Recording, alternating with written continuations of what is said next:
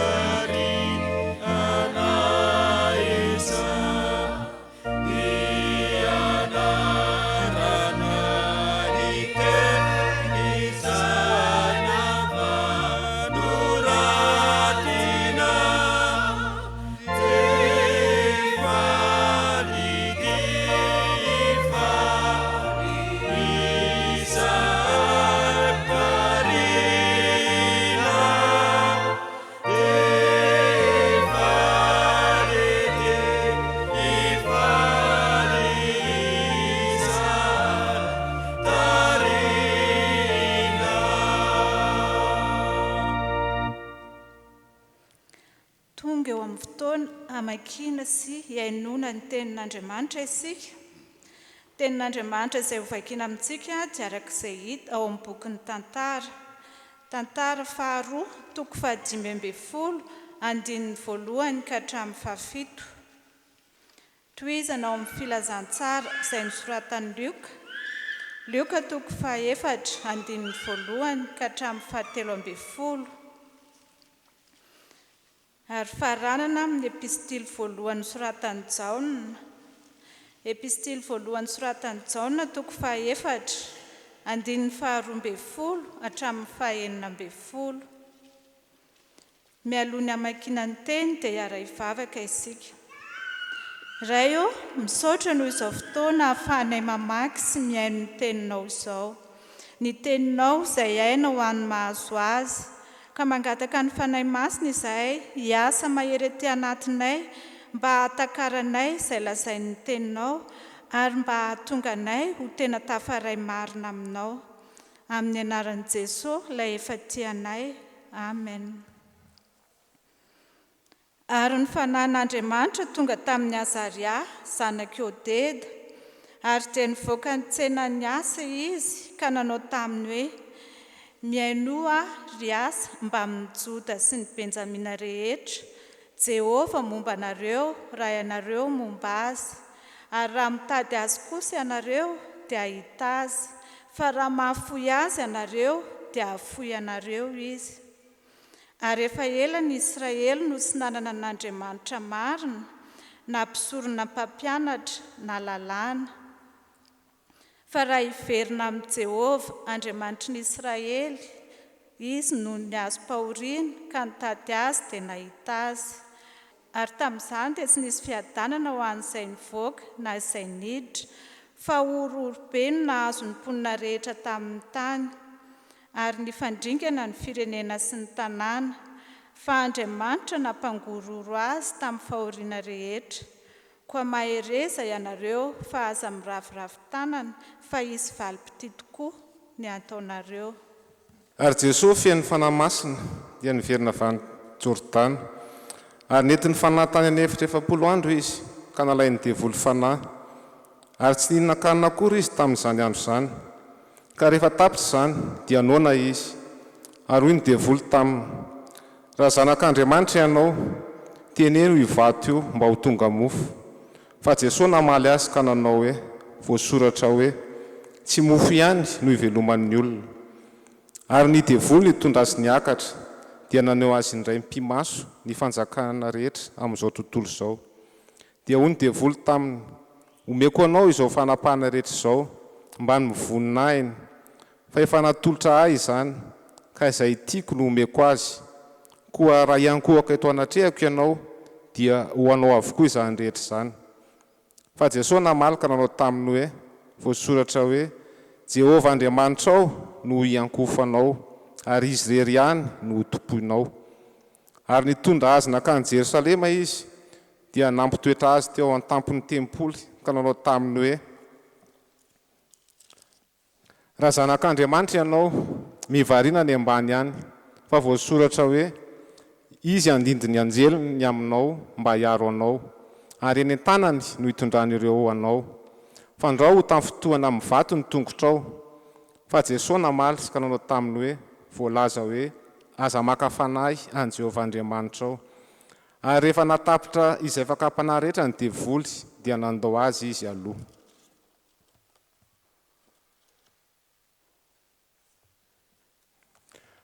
Tsy mbola nisy olona nahita an'Andriamanitra na oviana na oviana. Raha mifankatia isika dia mitoetra tao amintsika Andriamanitra ary tanteraka tao amintsika ny fitiavana. Izao no ahafantarantsika fa mitoetra ao amintsika, mitoetra ao aminy isika ary izy atao amintsika dia nanomezany antsika ny fanahiny. Ary izay efa nahita ka nanambara fa ny Ray efa naniraka ny Zanaka ho mpamonjy izao tontolo izao. Izao ahafantarantsika fa mitoetra ao aminy isika ary izy atao amintsika dia nanomezany antsika ny fanahiny. Ary izay efa nahita ka nanambara fa ny Ray efa naniraka ny Zanaka ho mpamonjy izao tontolo izao. Na iza manaiky fa zanak'Andriamanitra Jesosy dia mitoetra ao amin'Andriamanitra ary izy kosa ao amin'Andriamanitra. Ary isika efa mahalala sy mino ny fitiavan'Andriamanitra antsika. Andriamanitra dia fitiavana ary izay mitoetra amin'ny fitiavana no mitoetra amin'Andriamanitra ary Andriamanitra ao aminy. Ray masonao manamasinana ny fahamarinana, ny teninao ny fahamarinana. Amen. Ny hira fa 3:9 ka ny andiny voalohany no ataontsika mpitsanganana dia andreny hafatra avy amin'ny ten'Andriamanitra isika. Oka iaritsana azy.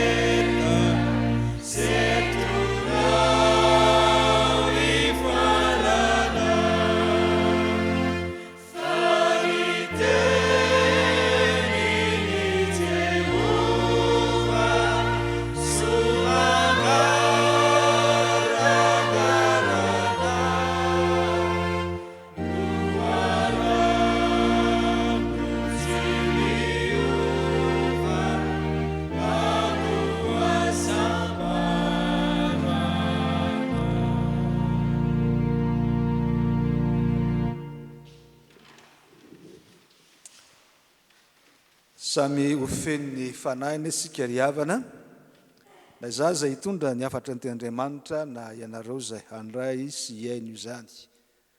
Ary faly miona sy mitsidika anareo amin'ny alalan'izao tenin'Andriamanitra izao.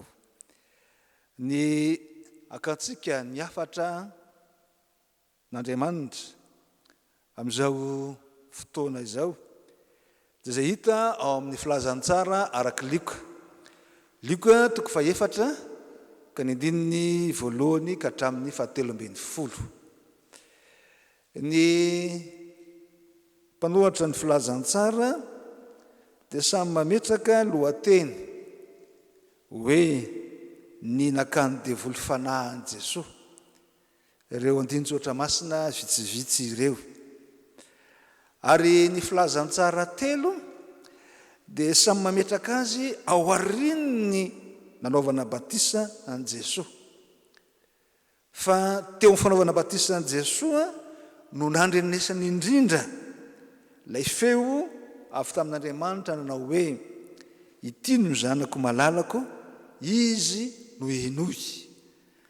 Ary ho an'ny filazantsara ny Luka manokana dia zay ambarany hoe ianao no zanako malalako, ianao no sitrako araka ny andininy faharoambyroapolo ary liko dia mbola manampy zany maizy azy an Jesosy zany ka mametraka ny amin'ny reo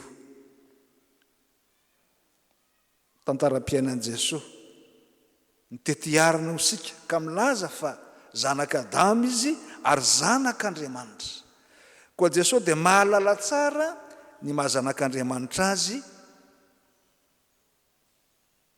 tao anatin'izao fanaovana batisa azy izao ary Satana ihany koa na ny devoly dia mahalala tsara ny mahazanak'Andriamanitra an Jesosy fa indroa izy no ny teny hoe raha zanak'Andriamanitra ianao ka io mahazanak'Andriamanitra an Jesosy io no akana fanahy azy indrindra ary ditantsika ny fakapanahy voalohany izay nataon'ny devoly taminy ny hoe raha zanak'Andriamanitra ianao teneno ivaty io ho tonga mofo rehefa ny fahadianina nandritry ny 40 andro tany anefitra Jesosy dia nona ary dia aradrariny sy aradalàna loatra raha toa ka misakafo izy ao anatin'izany anohanany zany ary dia mananjo izy ampiasa ny fahefany amin'ny maha-Andriamanitra azy mahazanak'Andriamanitra azy ka hanova ny vato ho lasa mofo saingy Jesosy dia tsy nofo fotsiny ihany fa tena feno ny fanahy araka ny andininy voalohany hoe feno ny fanahy izy manana fiombonanaina amin'Andriamanitra ka ny mahazanak'Andriamanitra azy voalohany indrindra dia nitodihiny amin'ny rainy anekeny fa avy amin'ny rainy fahavelomany ary Jesosy raha teo nefa miteny fa ny haniny dia manao ny sitrapon'ny rainy Jesosy zany dia mametraka tsara fa amin'ny mahazanak'Andriamanitra azy dia manaiky fa tsy avy amin'ny tenany samirery ny fahavelomany ilay ambaran'ny sakafo izay tiany Satana amposehana azy eto fa raisiny avy amin'Andriamanitra rainy zany fahavelomany zany ka ny fanekeny anao sy anova ny vato mofo dia maneo ny tsy fahatokiana na ny tsy finoana an'Andriamanitra zay antony fahavelomany ary toy ny miodina amin'ny rainy izy amin'izany ary zany indrindra no fakapanahy nahazo ny zanak'Isiraely raha tany anefitra izy satria liko eto dia te ampitaha ny fijoroan'i Jesosy amin'ny mahazanak'Andriamanitra azy sy ny fijoroany ny zanak'Isiraely amin'ny maha-olon'Andriamanitra azy izay ny zanak'Isiraely ihany koa izay nentina tany anefitra 40 taona fa ny zanak'Isiraely raha tany anefitra ka tsy nisy anina dia nymonmonina sy nanometsiny any Mosesy ary nametsina n'Andriamanitra ihany koa ka nilaza mihitsy azy fa naninona no nentina taty anefitra izahay tsy nalao mijanona ihany tany Egipta satria tany Egipta dia nisy ny hanina hohanina na tsy aharo indray araka ny fomba filaza hoe tongolon'ny Egipta ka na dia efa navoaka tamin'ny fanadivozana azy dia te hiveriny indray ao amin'izany fiainam-panadivozana zany rehefa malala ao anatin'ny fotoana izay tsy ahitany maro hanina izay mahavelona azy vanim-potoana iainantsika ankehitriny ao anatin'izao valana retin'izao koa ny fanontaniana ary raha tsy misy hohanina isika mo mahatoky an'Andriamanitra va sa anaiky ny fakapana arosony ny devoly ka hihevitra fa mahavita tena sy hiavy tena ka andika ny sitrapon'Andriamanitra amin'izay mety maizy azy antsika ary zany no zavatra ngeza be izay asehon'i Jesosy fa amin'ny mahazanak'Andriamanitra azy ny fahavelomany dia tsy avy amin'ny samirery fa hiankinany sy hiarahany amin'Andriamanitra ka dia nilazainy hoe tsy ny mofo ihany ivelomany olona. ny fakapana faharoa zay hitantsika dia nanosehany devoly an Jesosy andrombaka ny fampanantenana zay efa nataon'Andriamanitra ho an'ny zanany. Satria zanak'Andriamanitra izy dia izy ny tompony zavatra rehetra ary omen'Andriamanitra azo lovany izao rehetra izao arak'izay hita ao amin'ny salamo, ny salamo faharoa ka ny andininy fahafito manao hoe ilaza zava-boatendry aho, Jehovah nilaza tamiko hoe zanako ianao, zao niteraka anao androany, mangata amiko dia omeko olovanao ny jetlisy ary ny farantany ho fanananao. Zany fampanantenana nataon Jesosy omeny ny zanany izany no namporosihan'ny Satana an Jesosy mba horombahany amin'ny alalan'ny fiankofana eo anatrehany.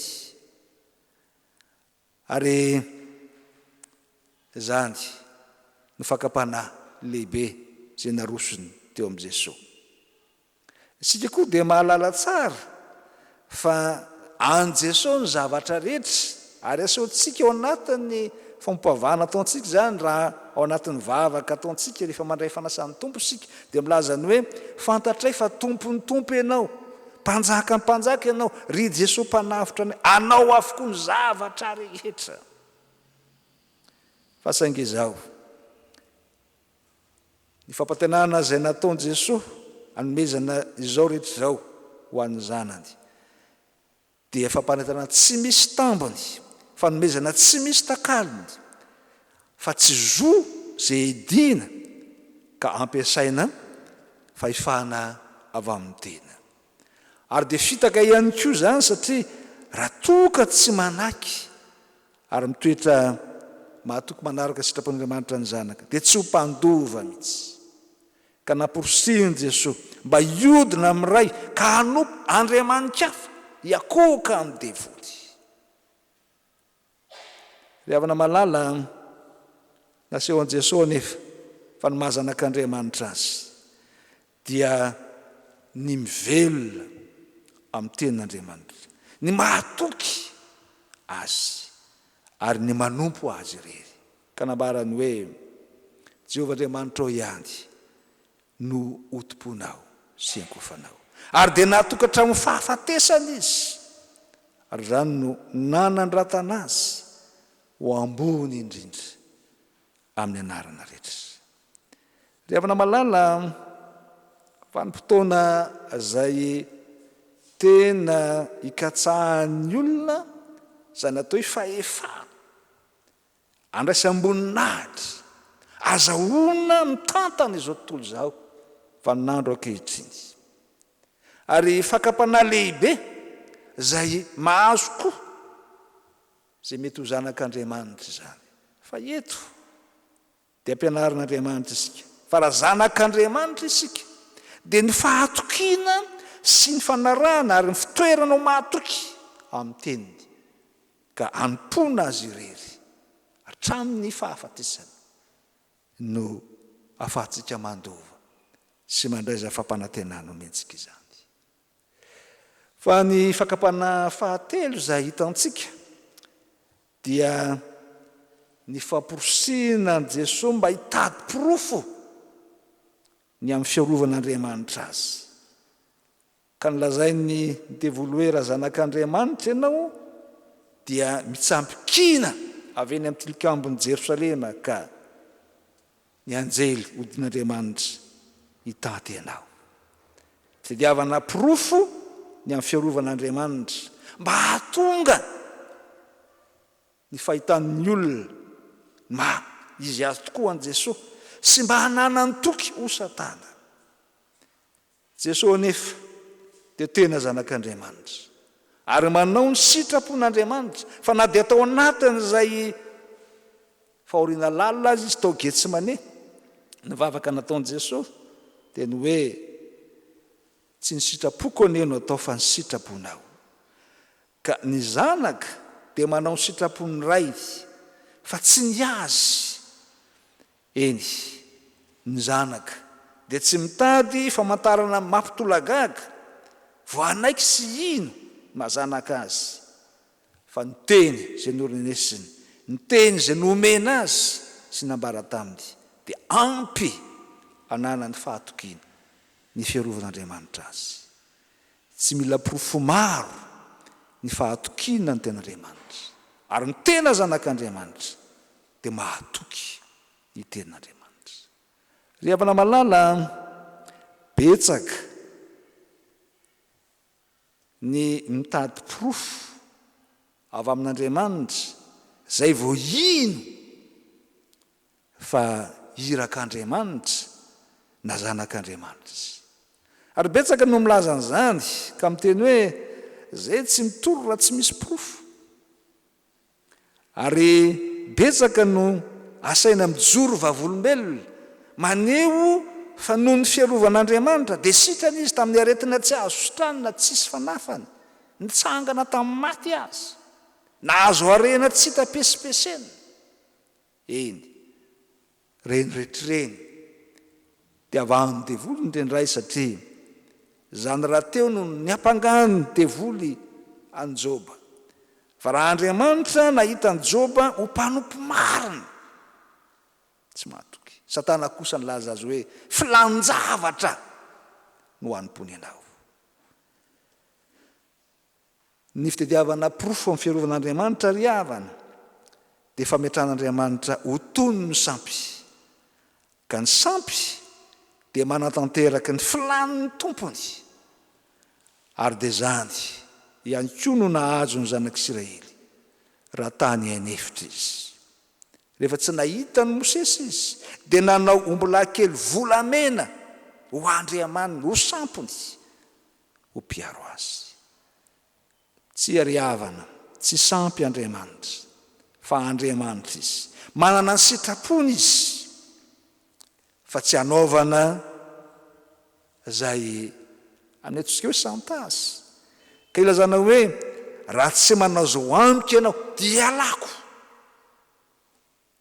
eny ny finoana azy no atsapana fa miaraka amintsika izy eny ny finoana azy no anekena fa mitoetra amintsika izy ka na amin'ny fiainana na amin'ny fahafatesana ho Paoly dia manana ny fiarovanaN'Andriamanitra isika amin'ny alalany ny finoana ny teniny ry havana malala inoko fa tena asa ny fanahy masina no ahafahantsika mandinika zao tenin'Andriamanitra zao ao anatin'izao amena ara-pahasalamana izao zay mitarika antsika indrindra ny amin'ny fanekena ny fitarihan'ny fanahy masina mba ampitoetra antsika ho tena zanak'Andriamanitra ho tena kristianina miara-miombina fiainana amin'ny Jesosy Kristy ny devoly dia nametraka tamin'i Jesosy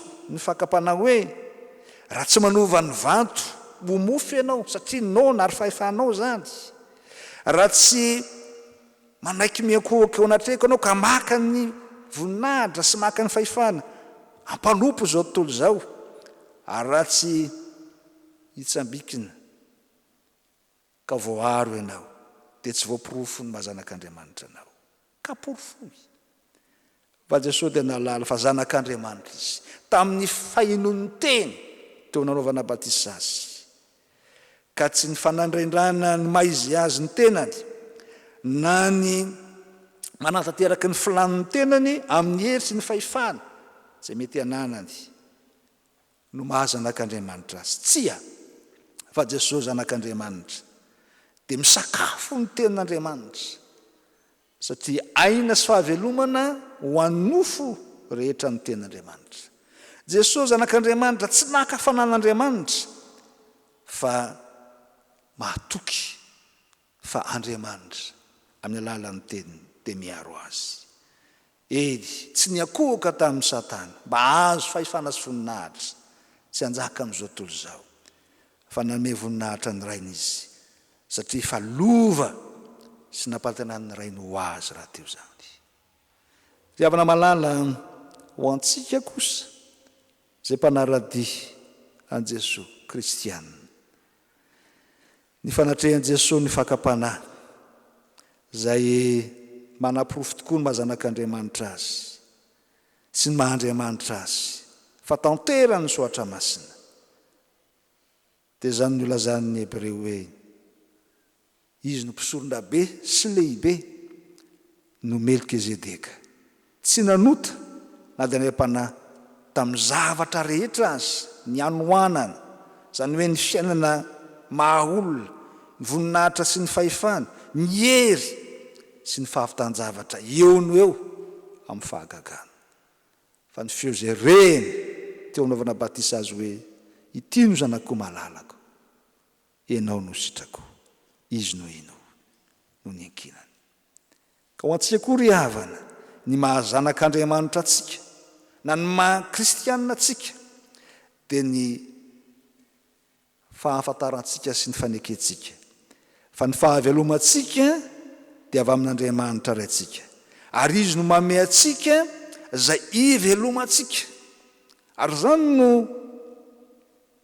voasoratra ao amin'ny soratra masina sy ny tenenin' Jesosy hoe aza manahy ny amin'izay hohaninareo na zay ho sotroinareo na zay ho tafidareo, fa tsy kely noho ny tsintsiny ianareo, fa ireny aza tsy latsaka amin'ny tany raha tsy avelan'ny ray. Ny mahazanak'Andriamanitra atsika dia ny mahatoky azy raitsika zay mitarika antsika mandrakariva, alala fa miaro antsika izy, tsy mahakafanahy azy fa mino ny teniny. Fa hoy izy hoe ny zanako sy ny asan'ny tanako dia aditoko ihany. Ny mahazanak'Andriamanitra atsika dia ny manome voninahitra an'Andriamanitra ary manompo azy irery, tsy mitady famonjena anekafa fa amin'irery ihany.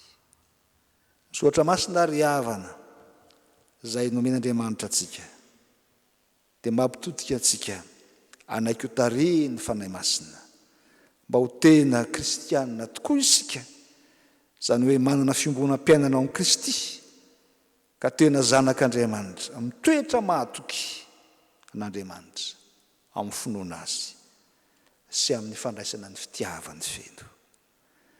Ary dia zany no andresantsika ny fakapanahy.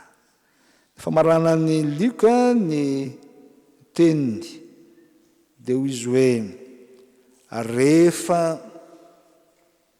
natapotra zany fakapanahy rehetra zany ny devoly dia nandao azy izy aloha, zany hoe toy ny zay mbola hiverina izy.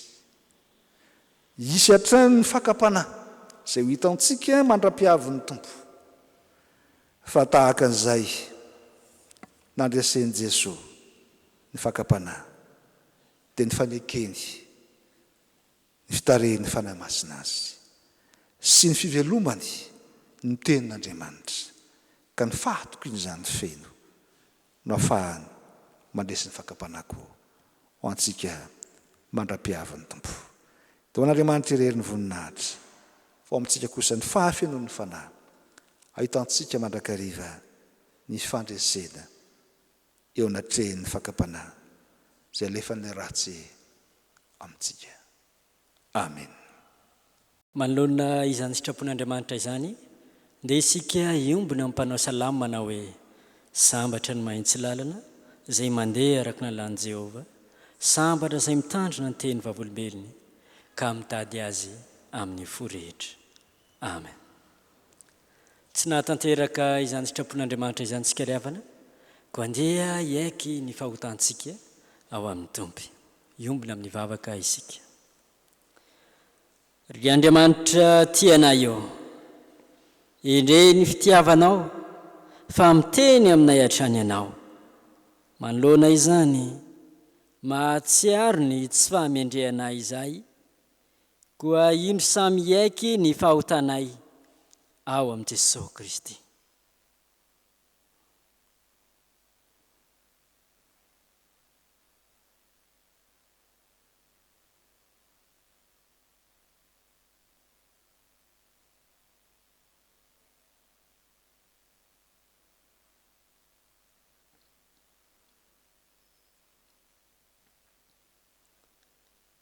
ry Jesosy Kristy mpanafaka anay eo, afaho izahay.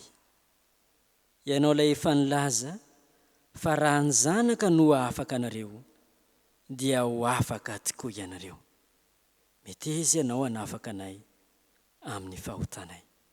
Amin'ny anaran'i Jesosy Kristy, ilay zanaka niraina hamonjy anay no angatsahana izany.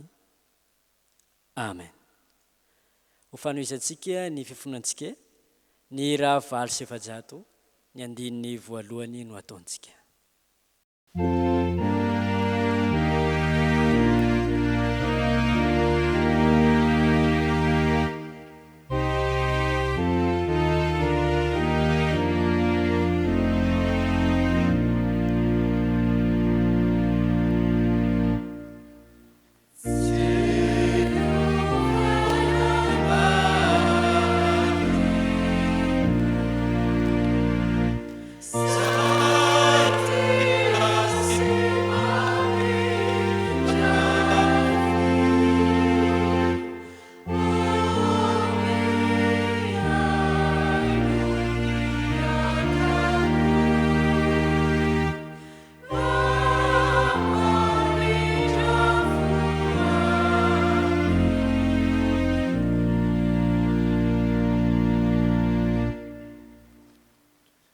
Riavana, Andriamanitra ivavahantsika, Andriamanitra be famindrampo. Koa raiso amin'ny finoana sy amin'ny fanantenana eo amin'ny pitsanganana, ny teny famelan-keloka atolotry ny Tompo ho anao.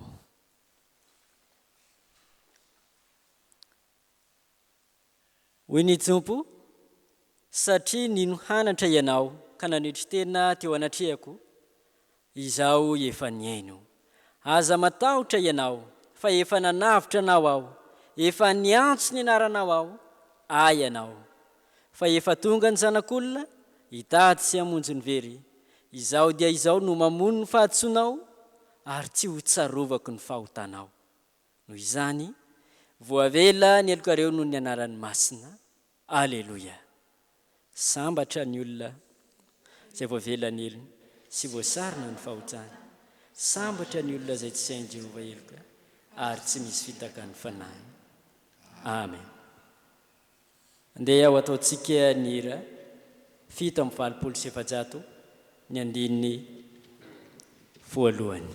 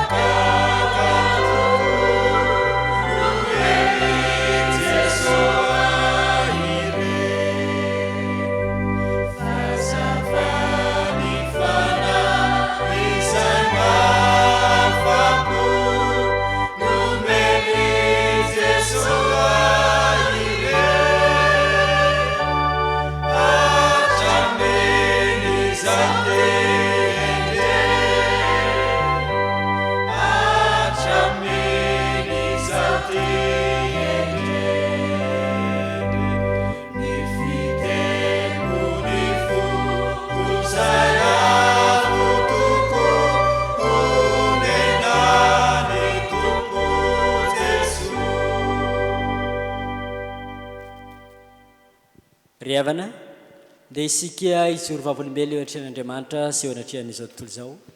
Koa ny fanakempinoana fahatelo no andeha arahantsika manao ho fitoroantsika vavolombelona eo an-trehan'Andriamanitra. Mino an'Andriamanitra iray tsy toa aho, izay mpanao ny lanitra sy ny tsany. Andriamanitra dia fanahy, Andriamanitra dia fitiavana. Andriamanitra dia manjakatra amin'ny taloha indrindra ka ho mandrakizay. Andriamanitra dia mampiseho ny fitiavany antsika, fa fonombola mpanota isika dia maty hamonjy antsika i Kristy. Mino an' Jesosy Kristy zanany lahy tokana tompontsika aho, tonga izy hitady sy hamonjy ny very. Izy ny lalana sy fahamarinana ary fiainana. Izy dia tsy miova ho maly sy anio ary mandrakizay. Mino ny fanahy masina aho, izy no manambara amin'ny fanahintsika, fa zanak'Andriamanitra isika. Fanahy iray ihany no vatsika rehetra ho tena iray, ny fandresena izay ento mandresy zao tontolo zao dia ny finoantsika. Tompo ampitomboy ny finoanay. Amen. Aka hipetraka ny fiangonana. Indro tongotra ny farany zavatra rehetra koa miambena ianareo fa tsy fantatrareo zay aviany tomponareo na ny andro na ny olo fa miambena ka mivavamandraka-riva mba hahery ianareo ka handositra izany zavatra ho avy izany.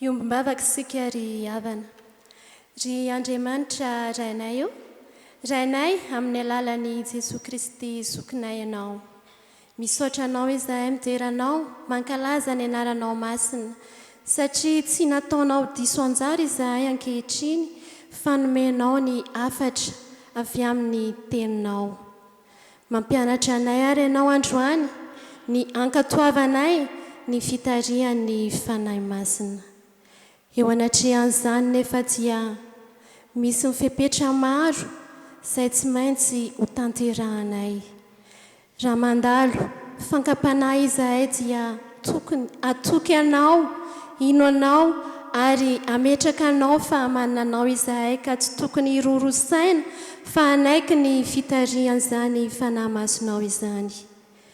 Matsapa koa izahay Jesosy fa noho ny herin'ny fanahinao masina izay mitoetra ao anatinay tsirairay avy na dia mandalo ady mamay ary izahay ankehitriny dia tsy mitsahatra ny momba anay ianao, tsy mitsahatra ny miay anay, tsy mitsahatra ny mameva olana ao anay isan'andro ka tsy raviravinay tanana eo anatrehan'izany satria zanakao izahay, asan'ny tananao izahay ko mihintsy matoky izahay fa ianao no momba anay amin'izay rehetra ataonay.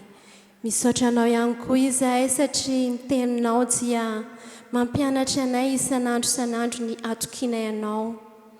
Mihintsy matoky izahay Jesosy fa manana anao eo amin'ny fiainanay. Mihintsy matoky izahay fa ianao no momba anay amin'izay rehetra ataonay. Na mandalo ady mamay izahay, ninona sedra miatra aminay dia ianao no momba anay. Ary ianao nefa milaza fa tsy tokony anahy na inona izahay raha manana anao tokoa. Koa ampioreno ary ny finoanay, ahafahanay matoky anao bebe kokoa, ahafahanay maneho amin'ny fiarahamonina fa manana anao izahay ka tsy hanatahotra ninona miatra amin'ny fiainanay. Ary ataovy fantatry ny mpiarabelona ihany koa Tompo fa filazantsara vakin'ny olona izahay amin'ny ataonay rehetra ary ny zavatra ataonay no alain'ny olona tahaka. Ankehitriny Jesosy eo anatrehan'ny valanaretina izay mianjady amin'ny firenenay dia tsy manatahotra ihany koa izahay satria raha manaiky mifiasa amin'ny fanahinao masina izahay dia tsy misy sakana n'izany fanahy masonao izany tsy hiasa aminay tsirairay avy. Tahaka ny fankapanahy izay nahazo an'i Jesosy teo dia maharesy hatrany ny miaraka aminao ny manana anao. Amin'izao fotoana izao izahay dia manondrika ny lohanay eto anatrehanao. Mitondram-bavaka ny FIB FTKM izahay iray eo.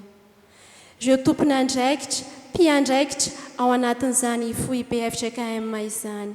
Ianao Jesosy no efa nifidy azy ireo, ianao no efa niantso azy ireo amin'ny asa aman'andraikitra, napetraka ao toto-sain'izy ireo.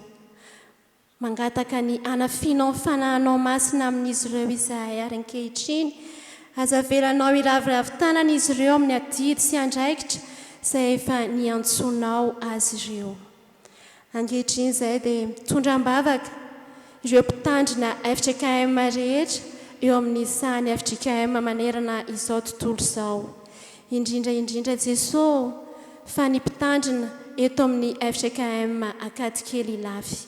Tonononay manokana izy io sy ny ankohonany, ny mpitandrina mpianatra rasy ny ankohonany.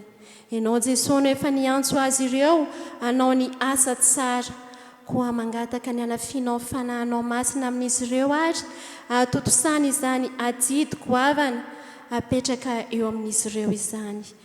Ny tandreman'ny ondry ary azavelanao isento amin'ny asa fanompona izy ireo fa ataovy mahery mandrakariva amin'ny fanatotosana izany asa fanompona izany.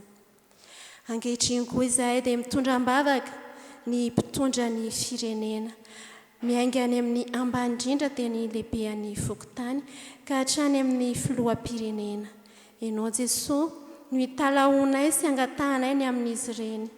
Tsy misy miafina aminao ny sedra izay lalovan'izy ireo, kanefa mihintsy matoky izahay fa manana anao ihany koa izy ireo ary tsy hanatahotra amin'ny fanatotosana ny asa izay apetraka ao eo am-pelantanan'izy ireo. Ka ny angatahanay aminao Jesosy dia ny andrakofanao ny fanahinao masina amin'izy ireo mba tsy hanaonao foana izy ireo fa hitandrina tahaka ny anak'Andriamaso ny fitondrana ny vahoakanao.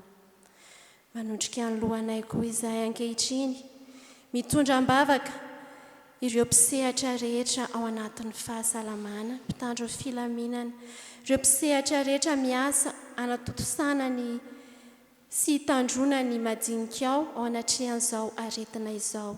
Ianao Jesosy omba azy ireo ny tana maherinao sy ny tana-pitiavanao hiasa manan-kery ao anatin'izy ireo tsirairay avy ka ahafahan'izy ireo manatotosatsakany sy andavany ny adidy apetraka amin'izy ireo. Mitondram-bavaka andreo izay tsy salama na ny tokantrano na ny amin'ny toeram-pitsaboana maro isan-karazany.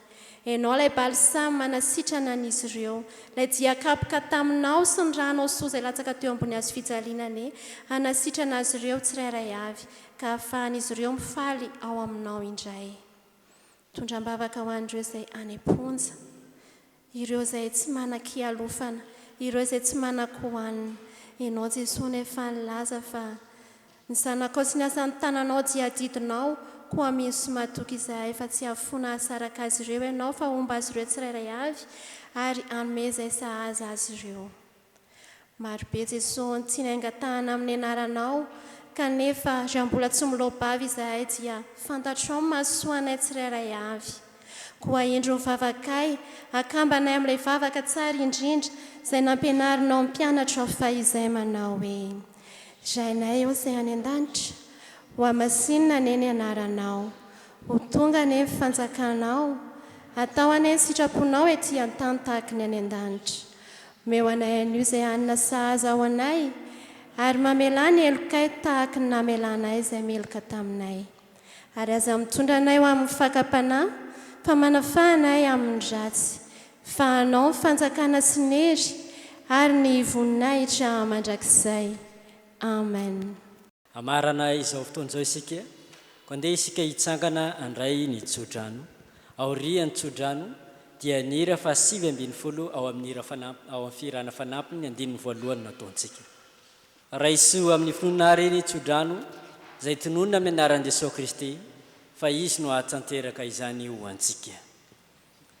Ary Andriamanitry ny fiadanana ne hahamasina nareo samy ho tanteraka, goaka ho arovana avokoa ny fanahinareo, ny ainareo, ny tenanareo ho tanteraka ka tsy hanantsiny amin'ny fiavian'i Jesosy Kristy tompontsika. Amen.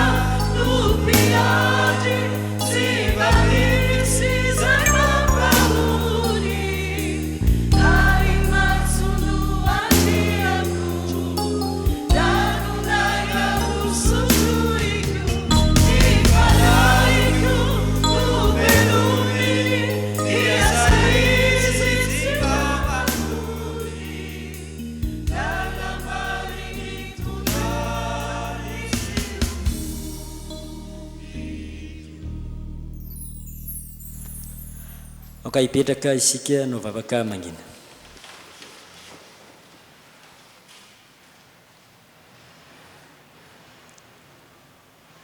Ho an'Andriamanitra ireneny ny voninahitra amin'ny anaran'ny Ray sy ny Zanaka ary ny fanahy masina. Amen. Mandehana amin'ny fifalian'ny Tompo ry havana.